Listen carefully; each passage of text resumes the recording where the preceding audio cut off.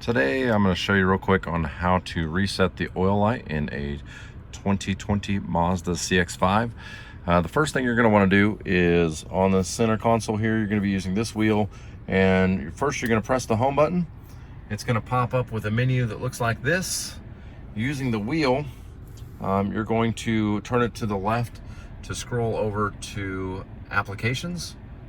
You're going to press down on the wheel, then move the wheel to the right to go to vehicle status monitor, then wheel to the right to maintenance, press down on it again, and then this is all of your scheduled maintenance.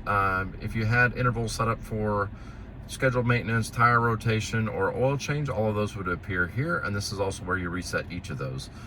Today we're going to be resetting our oil change indicator, and then we're just going to scroll down to reset. It's then going to ask you if you're sure you want to reset your oil change, and we're going to hit reset.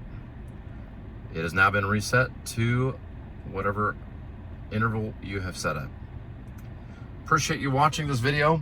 For more videos like it and to help us out, please like and subscribe, and we appreciate you watching. Thank you.